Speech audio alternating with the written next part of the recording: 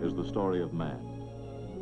For the thoughts, the aspirations, the affections of long generations of humanity are woven into the fabric of human speech.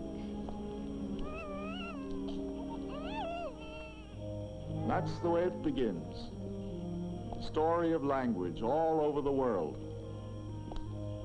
Sounds of human speech, like the very air we breathe, or something most of us take just for granted. Where did you hide the paper? Now, David, you run right upstairs and wash. And don't forget to brush your teeth. You'd hardly think of our everyday speech as being a specimen for scientists to take apart piece by piece, to study, to analyze. But this is a science, the science of linguistics. There are perhaps many ways to tell this story. We've chosen to tell it through the imagination of the young lady who lives in this house. Now, as you will see, she's head over heels in linguistic problems of her own. And she might call it...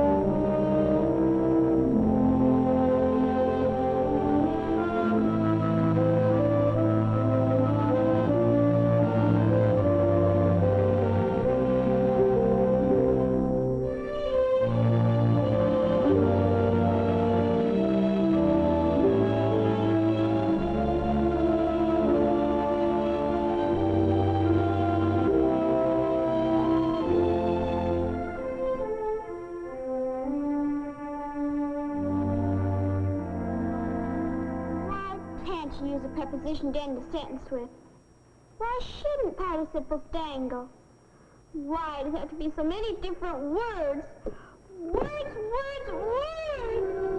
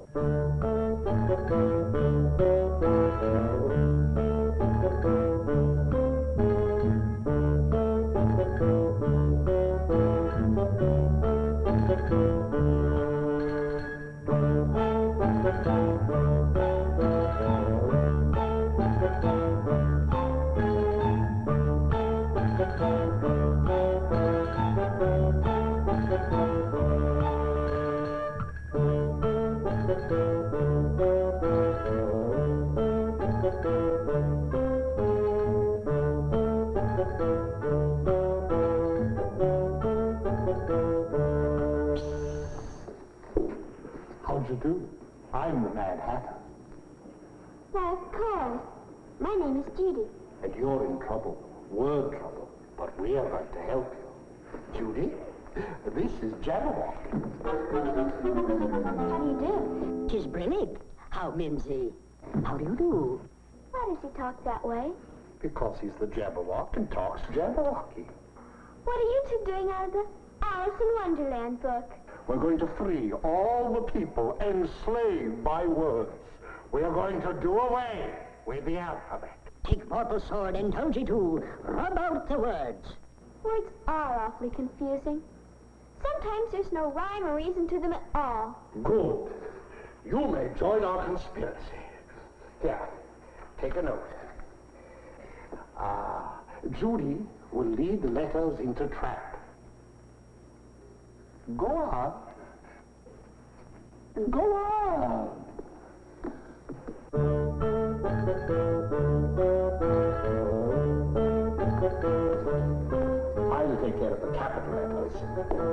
You may take care of the little ones. Hello, Judy.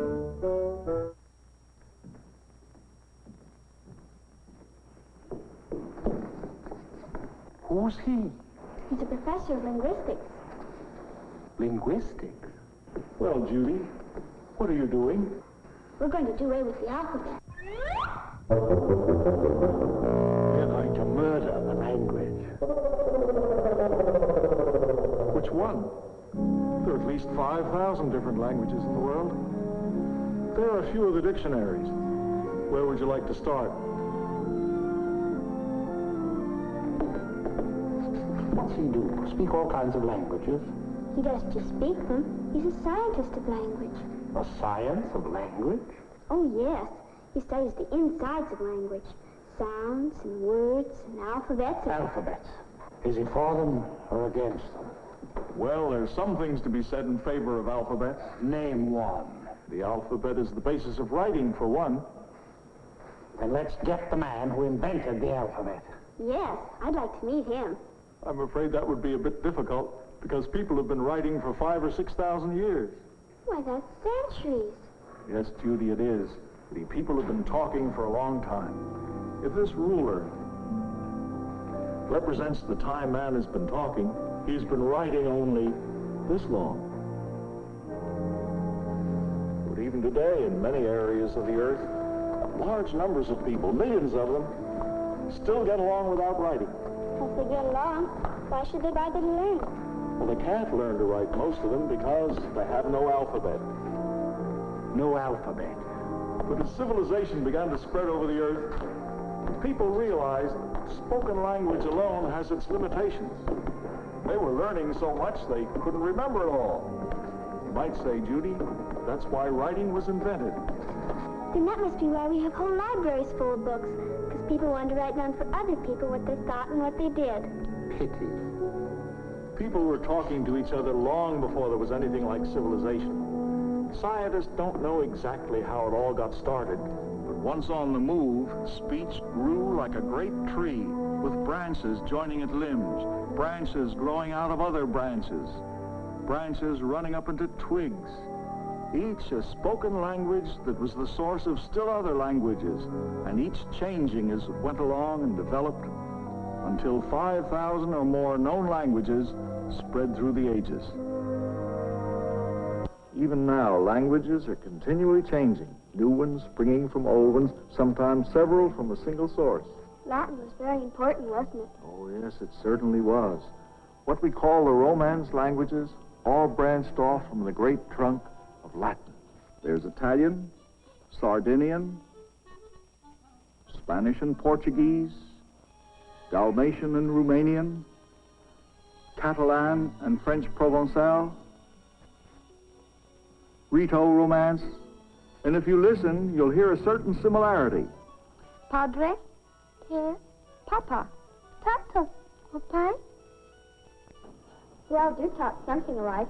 Well, Judy, would you be interested to know that at a certain time of their lives, babies all over the world speak the same language? Oh, just a moment. I know better than that. What about Chinese babies and Indian babies, German babies, French babies, and American babies? Well, now just listen to the language that all those babies speak.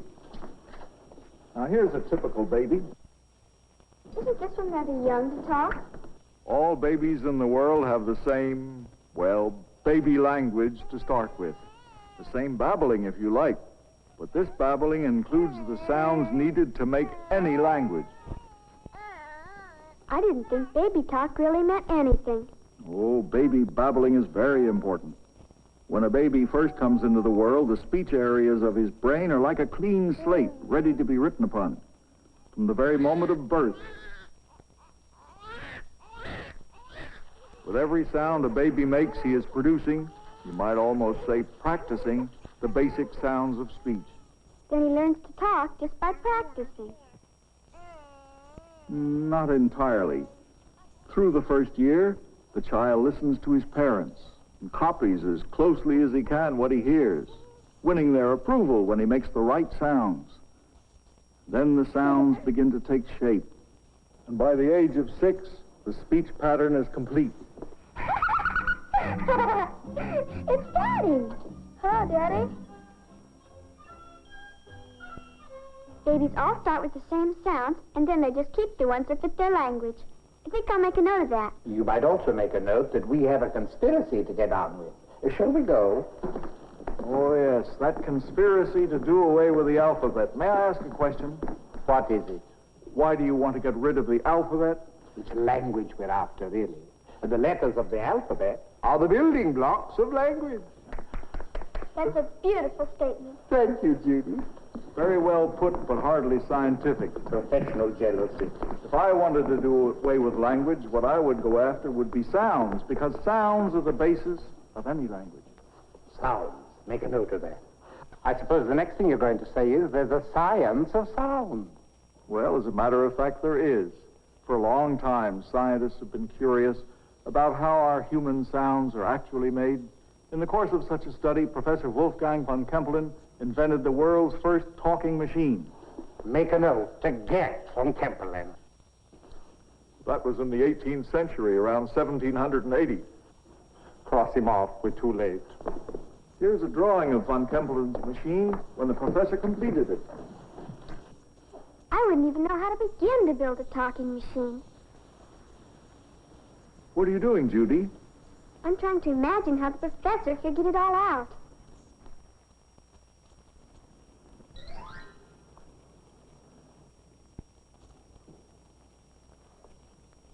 Before a talking machine could be built, the professor had to do a scientific study of just how the human speech mechanism works.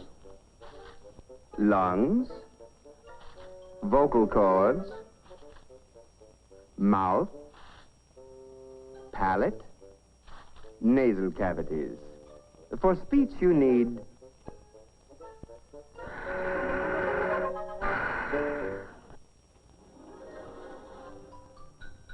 air. The chest muscles, acting as a bellows, operate to fill our internal bagpipe, the lungs, with air. Next, you need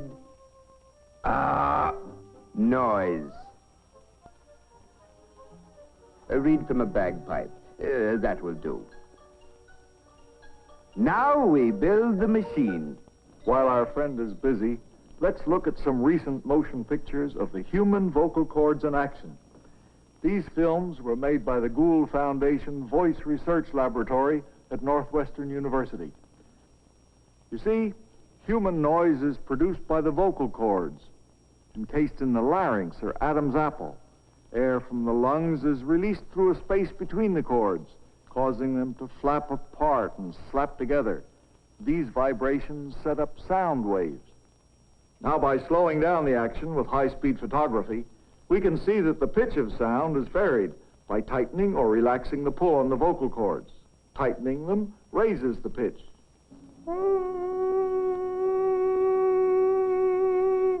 Relaxing them lowers it. Effective as they are, the vocal cords are only the source of noise.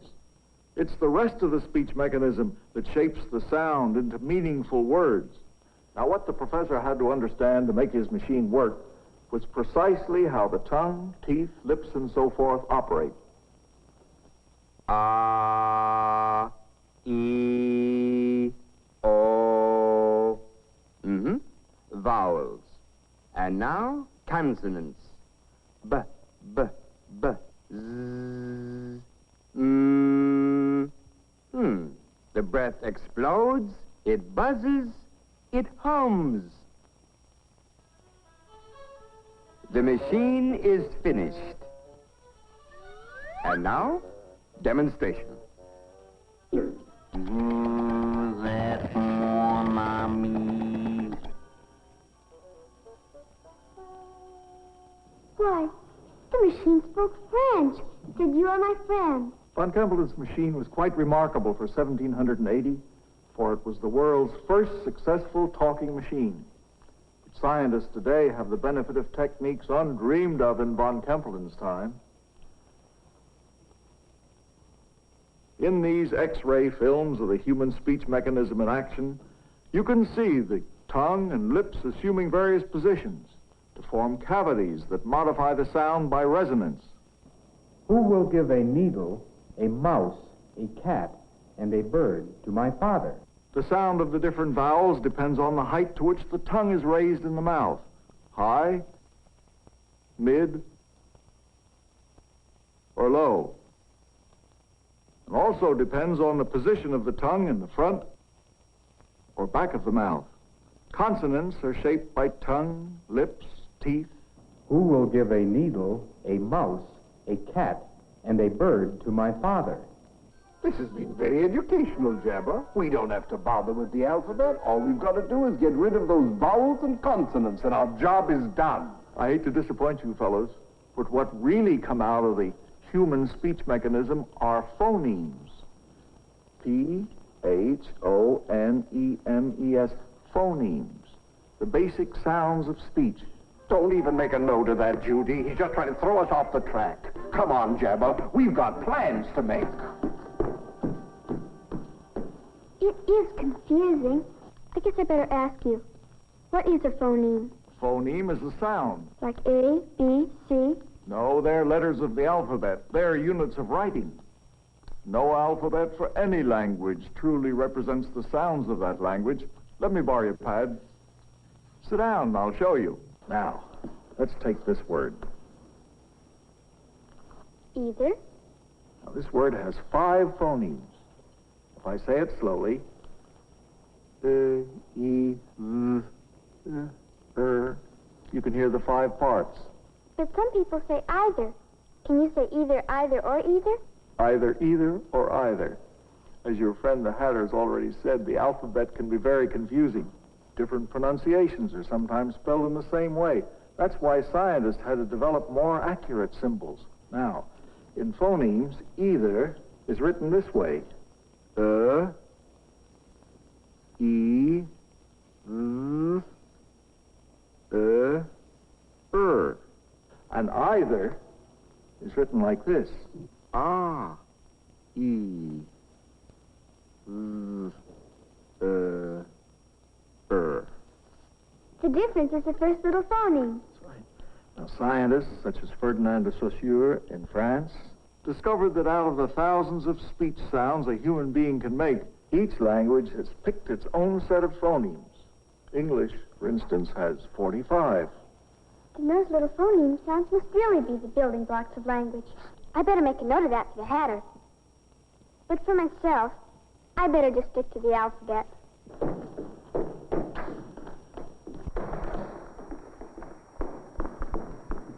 We have a proposal. If we can prove that it's possible to communicate without words, to say nothing of phonemes, will you give up your linguistic obsession and join our conspiracy? Well, science is always open to experimental evidence. Good.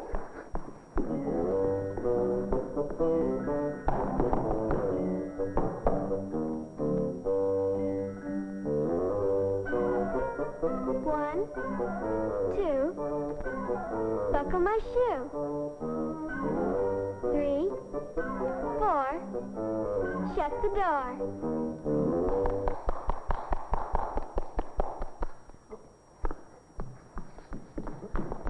Why, I understood him perfectly. If we can win over science, the alphabet is as good as dead. Well, Dr. Linguistics, do you concede that we have made a point? Yes, indeed. As a matter of fact, I think we can substantiate your point further. I think you'll find this very interesting, Judy. Science.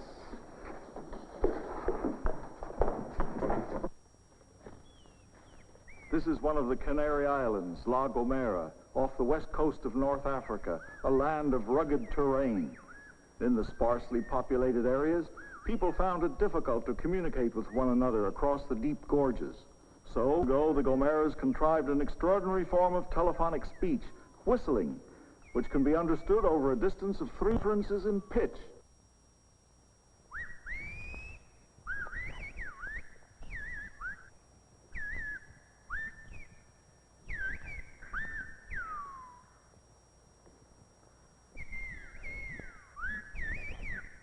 This whistling language is of great interest to linguistic scientists because it makes use of only one feature of normal speech, pitch. does with all the variations of tone quality that Professor von Kempelen was so concerned about. Now, whereas this canary, another ingenious form of language, was invented in the North American plains. Indian Sign Language. When tribes met on the trail, hunted buffalo together, or met in council, wasn't time enough to learn one another's spoken language, so they used sign Washita. The white soldiers told the Indians, beside the river, called the Lodgepole River, before the snow, there'd be no more fighting, and that made all the Indians very happy. Excuse me for interrupting, but I was just wondering how the Indians managed to talk with their hands in the dark. Well, they couldn't, Judy. As you can see, all of these methods giving man limitless possibilities for expressing his ideas, his concepts of science and technology, his day-by-day thoughts, his feelings, his emotions, love.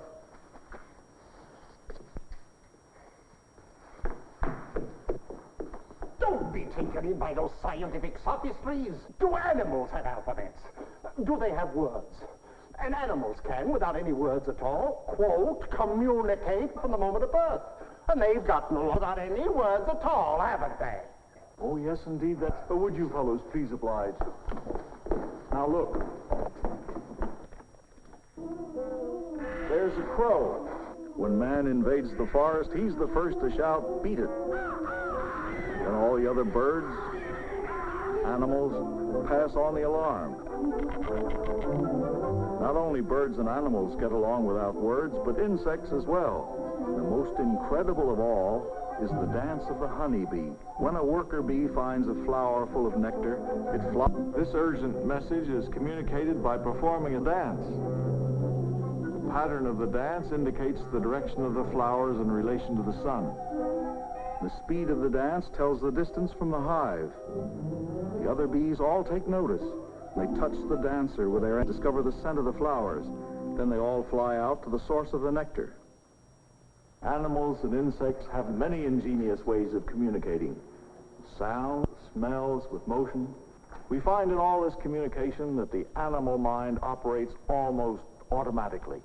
It receives messages from the outside through its sense organs and reacts instinctively.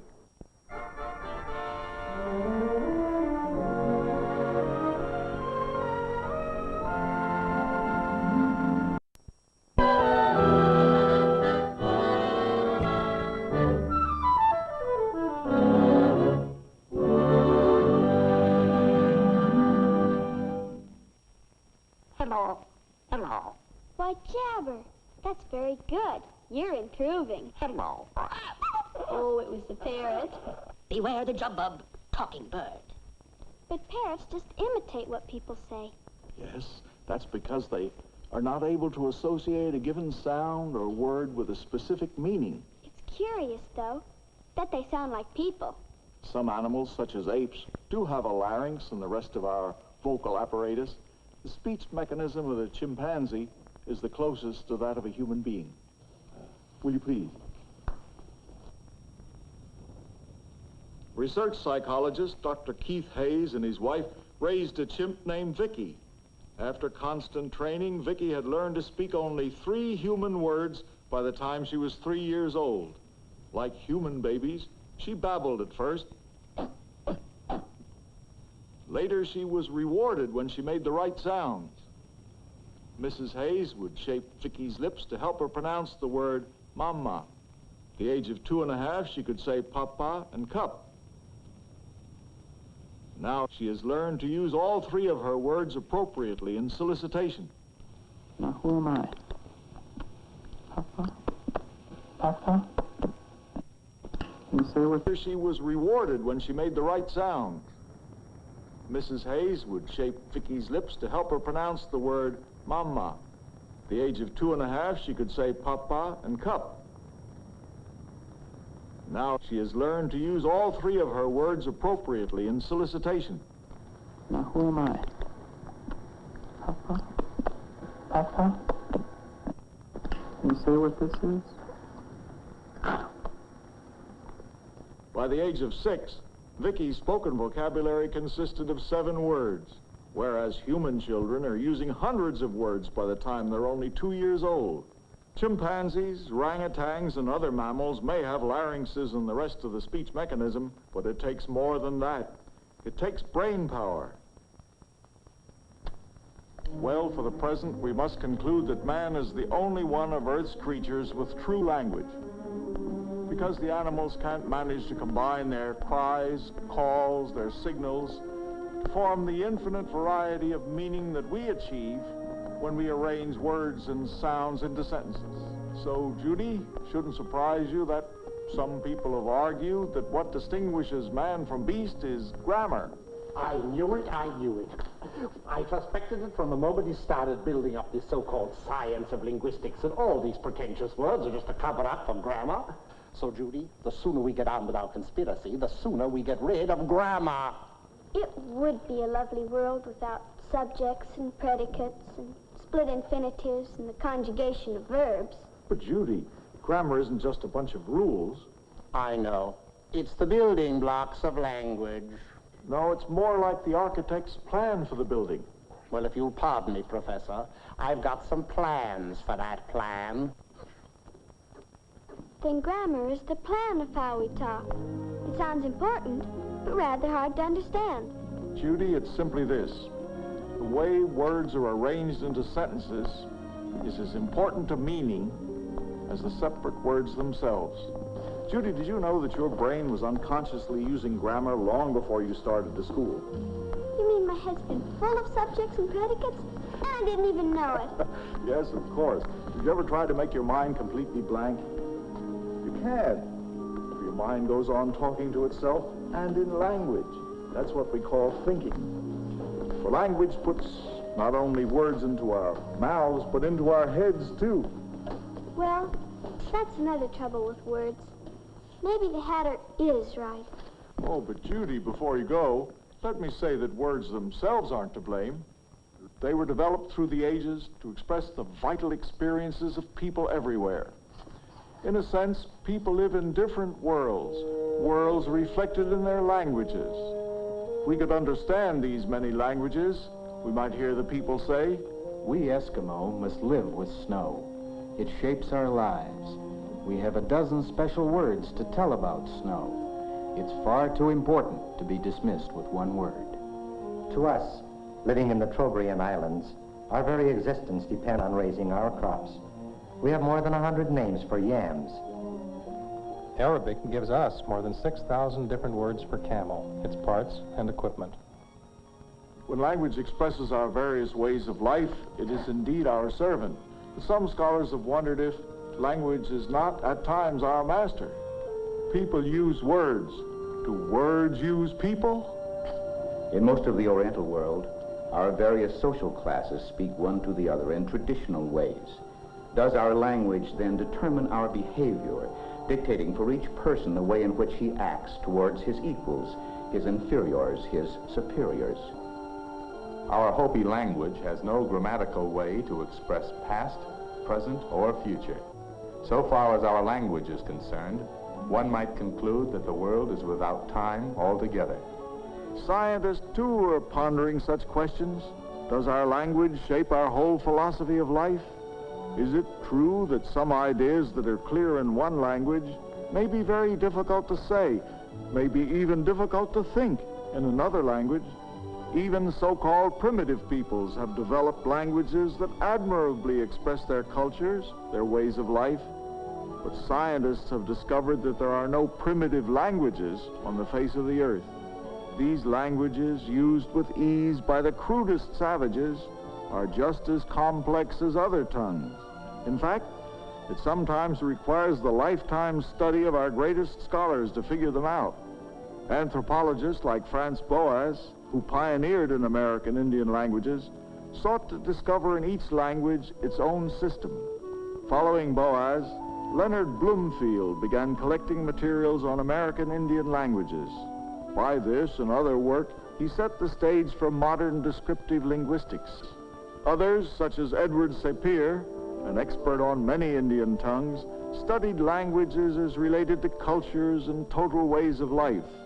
Of all the languages now being spoken, only a few have been studied scientifically.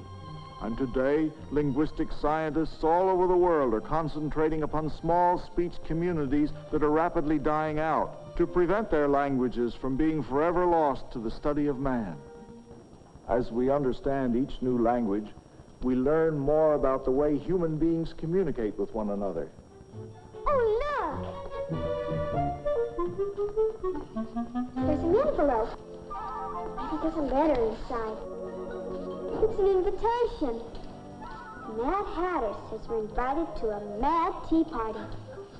He's going to prove that language is madness. And the guest of honor is to be Dr. Linguistics. A fish, whiffle, gyre and gimble. Be right over. My goodness. Tea and linguistics. What a curious combination.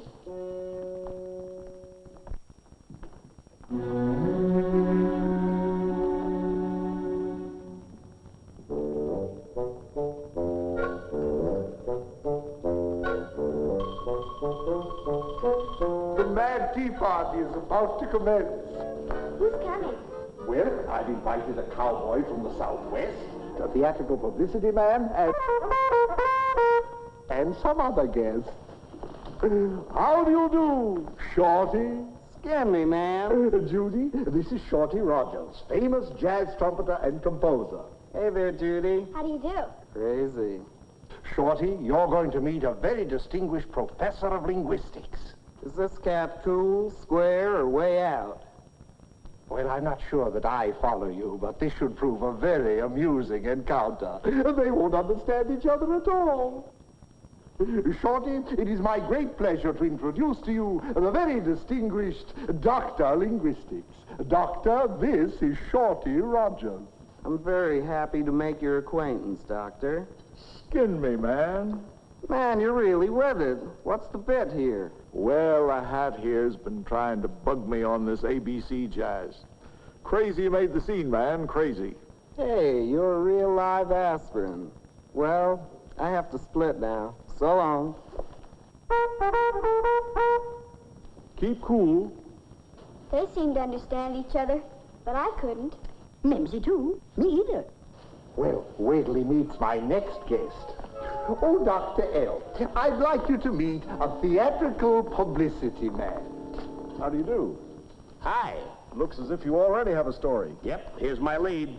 Tongues wag as wags gag, but hot hat cools as Doc clicks on rhetoric tricks. Well, that just about ball points the hat's chat. Like a fat bat. Well, I gotta run now, Doc. This bash is a bop. Some sock yocks packed in that flax cracks. Flax, cracks, bandersnatch to me. You're right, they do understand each other. Perhaps this next guest will confuse him. Enjoying yourself? Well, now, I don't want to sound like I was raised on sour milk, but I just can't drink enough of this yellow gargle to get a talking load. You see, these doings give me buck fever. I get my spurs all tangled, and I'm just plain old hog-tied when it comes to making chin music with a pack of strangers. Well, Dr. Linguistics? Well, it was all quite simple. He said he wasn't mouthy, he's fresh out of tongue oil, this wingding shortens his stake rope, makes him feel like he's got his leg tied up. Say, partner, you savvy my lingo. You'll do to ride the river with. Well, I gotta roll my wheels. So long, Doc. So long, amigo. Him and me's made of the same leather. Well, so much for linguistics. Now, do let us have some tea. Judy, after that variety of verbal vocalizing, surely you would agree that language is a mixed-up mess. But Dr. Linguistics didn't seem to think the tea party was so mad. No, actually, I thought it was quite sensible. Sensible? With everyone speaking a different language? Different dialect, if you please. Now, these dialects and occupational vocabularies are what make any language interesting, colorful. They're part of our humor, but they're also the subject of scholarly research.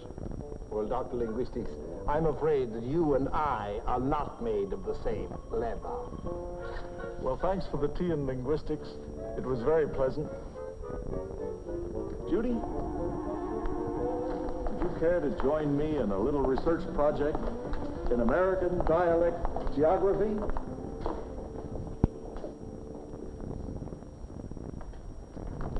The way a man talks tells us where he comes from. Like in Brooklyn, some people call a bird a blade. Yes, it's not only what people say, it's the way they say it that gives us clues to where they were brought up. Clues? That sounds like a mystery. It is, rather. You could look at it as a kind of detective story. First, we'll need a suspect. And a private eye. Let's make it two.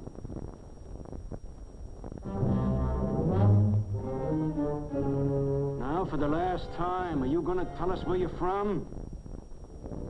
Oh, you won't, eh? Well, we have ways of finding out. Read this. Mary, Mary, Mary. Aha! West of the Alleghenies, they pronounce the words alike. He pronounced them all differently. Yeah, that's right. Clue number 1 puts him east of the Alleghenies. All right, now, read this. Oh, sorry. Greasy. Hear that? He said greasy, not greasy. That puts him north of Philadelphia. Ha! Read this. Park. He said park, not park. Yeah, I heard it. That eliminates coastal New England. Read. Wash, water. Hear that? Not wash and water, but wash and water. The rest of New England is out. Must be Central Atlantic state somewhere.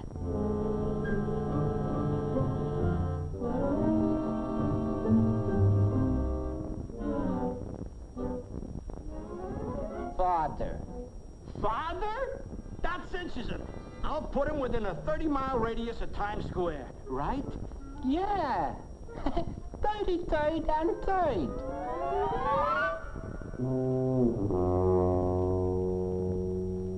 An amusing parlor game, Dr. Linguistics. Something like 20 questions. Well, a dialect geographer using a list of only 30 words can usually place a person within 20 miles of his home locality, so long as he lives in the eastern part of the United States. Dialect geographers began charting their monumental linguistic atlas in the east in 1929 and had been painstakingly working their way to the west. Dr. Hans Kurath of the University of Michigan has conducted a good part of this research. He and his dialect experts are traveling around the country for the past 25 years, asking people what words they use for all sorts of things. And they've recorded dialect differences in words and how they're pronounced. Perhaps Dr. Kurath will show us how the atlas is put together. Well, you see, the atlas contains hundreds of maps showing speech differences and their geographical boundaries, which we call isoglosses. May I show you a few examples? This isogloss sets off the area in which griddle cakes are called fritters. This here around Philadelphia shows the area where they call them hot cakes. Over here they're called flannel cakes. To the south of it, batter cakes. It is on the basis of isoglosses like these that we establish the dialect boundary. Thank you, Dr. Kurath. Man takes his speechways with him wherever he goes. As the dialects flowed westward, the way our population did, the strands unraveled and began to overlap. Here's how they traveled. Western New England accents, coast speech, southern mountain accents, plantation speech, Texas accents, but down east talk in the state of Maine has stayed put. This research has revealed the paths people have taken when they migrated from one part of the country to another, and shown the changes going on in American speech patterns. This research has unearthed hitherto unrecorded dialects, It has also marked off areas where big cities have influenced the speechways of neighboring localities. This atlas is a most impressive achievement in one branch of the science of linguistics. Dr. L., it may be linguistics, it may be impressive, it may even be an achievement in one branch, but don't try to convince me that it's a science. Science is test tubes, telescopes, microscopes, and chromium-plated machines. Well, actually, linguistics has its own share of hardware. Hardware? Yes, that's what scientists call their machines. Before you can build a piece of hardware, you have to know exactly what you want it to do. That calls for research, imagination. Would you please? The kind of imagination that led to Bell's telephone, to Edison's phonograph, to Marconi's wireless, and to the first all-talking picture. Didn't movies always talk? No, Judy. When I was your age, films were silent. How do movies talk? Well, running along the side of our film is the soundtrack. I wonder whatever it looks like. Well, we might ask the soundtrack to move in a bit. Is that what makes the picture talk? It's just a routine matter of technology. Routine matter of technology, indeed. You surely wouldn't make light of the magic of physics, converting sound into electrical impulses. Why, electronic machines are nothing short of miraculous. You'll see. Example. The sound spectrograph turns speech into pictures. First, the scientist speaks into the machine. Never kill a snake with your bare hands. It is impressive, but what is it doing? The machine separates all sounds into two things, pitch and loudness. The phrase, never kill a snake with your bare hands, comes out looking like this. Is it a new kind of alphabet? Looks more like a fuzzy kind of shorthand. These patterns of light show pitch and loudness in each instant of sound. That gave the scientist an idea. Why not just create speech artificially by painting these patterns on clear plastic with a brush? And when they feed this hand-painted speech into the playback machine, here's how it sounds. Never kill a snake with your bare hands. It talks by hand.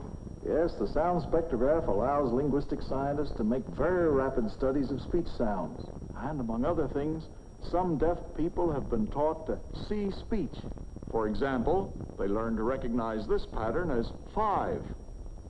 They hear with their eyes. Precisely. They see pictures of speech. Oh, we've got machines that talk to man, and even machines that can listen. Audrey, that's a machine that listens to spoken numbers like a telephone operator and obeys orders. 4. Yes, Audrey, the automatic digit recognizer, can identify numbers spoken into a telephone. And how about the voice typewriter? It takes dictation and types words as they are spoken. C. U. Read. Hit. It's like a secretary who never makes a mistake. No, they're easily confused by different voices and different accents. Voice typewriters are still pretty crude. What about machines that talk to each other? Yes, electronic computing machines can transmit data to each other over ordinary telephone circuits. Those machines will soon learn that it's a lot easier to get into this talking business than it is to get out of it. Out of it. Bandersnatch. I never dreamed machines could be so smart. I'd have a tea party conversation with a machine. Well, I'm afraid you find the conversation rather dull. You see, Judy, machines have no minds of their own. I thought they had electronic brains. It's the brain of man that tells them what to do. I give up, you and your scientific attitude. Magic is just matter of fact to you. Every miracle has to have its qualifications, reservations, footnotes. Goodbye. I hope the soundtrack didn't go away mad. Soundtrack's an impetuous fellow. He was in such a hurry, he neglected to even mention an automatic translator. You see, Judy, for a long time now, scientists have been working toward the realization of machines that will translate one language into another. Here's a machine that's helping them. It's called the Johnniac. Machine translation will need a dictionary and a grammar book, a plan of the language designed for the machines to use.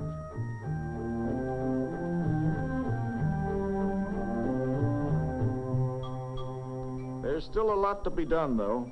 One of the linguistic scientists working on the problem is Professor Kenneth Harper. His students from the University of California at Los Angeles are also helping. Wouldn't it be wonderful if we had a machine that could translate languages so that everybody could understand everybody else? Yes, Judy, it would. Unfortunately, translating words from one language to another is not the same as understanding that language. But if we knew what the words meant... Well, word-for-word translation can never quite communicate to us the thinking, the overtones that convey true meaning in any language. A linguistic scientist, by finding new ways of teaching other languages and making them easier to learn, are helping us to break down old barriers. Judy, differences in language have been one of the greatest barriers to a meeting of minds among men. One expression of the desire for greater understanding is the United Nations.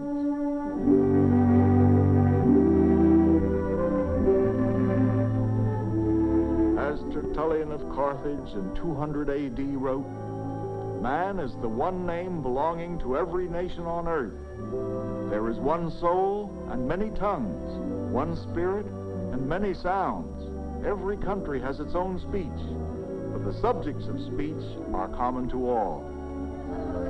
Yes, the subjects of speech, day-to-day talk, the chatter of small talk, the exchange of pleasantries, news,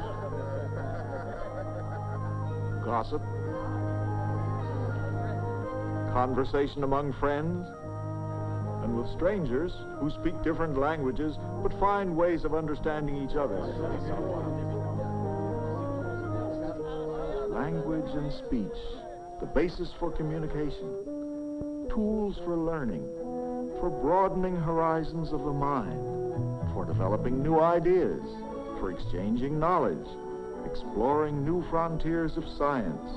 The gift of speech, a universal quality that links each man to the world of men. Language, the pattern of speech, may one day be the instrument that will bring compatibility and understanding to human beings everywhere.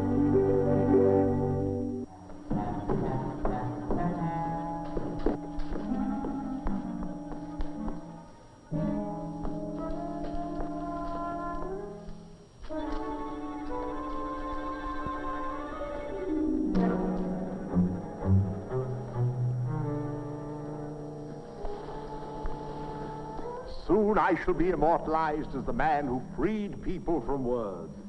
But you're already immortal. Huh? Even if your Aleph-Bet conspiracy succeeds and you destroy the books, you, Mad Hatter, and you too, Jabberwock, will always live on in the minds of men. It's because they were created out of words. Yet you're both very alive to me. Why, I'm very alive to myself. And so are you, Jabber. I'm beginning to feel it. Immortality. Come on, Jabber. I believe Alice is expecting us.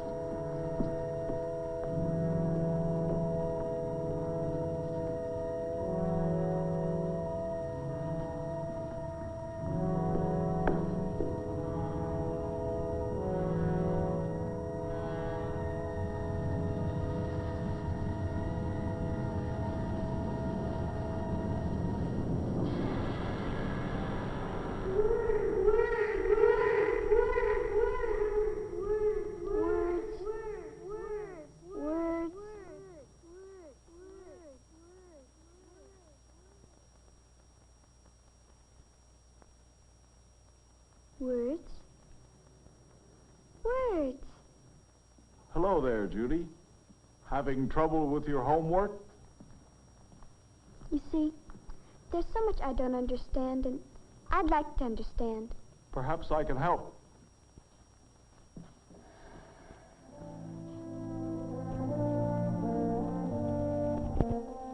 Just as men of science explore the atom, the gene, the universe, so also do they study the living breath of human speech, expressing the needs, affections, joys, hopes, tragedy, the very spirit of man's deepest nature.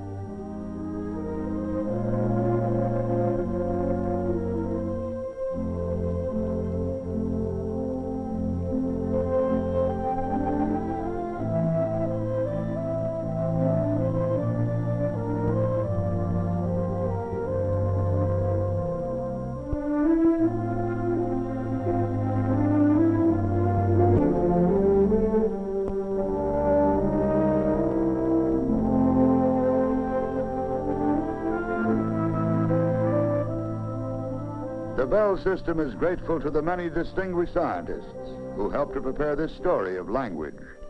Our thanks to the special advisors who supplied and checked the scientific material for this program. Our thanks also to the advisory board, which reviews the scientific aspects of these programs. Its members represent the broad range of modern science, including biology and genetics, medicine, bacteriology and botany, chemistry, geophysics, physics, anthropology, electronics and acoustics, mathematics, engineering. To all these men and to many institutions, the Bell system is indebted for the support they have given this venture in education through entertainment.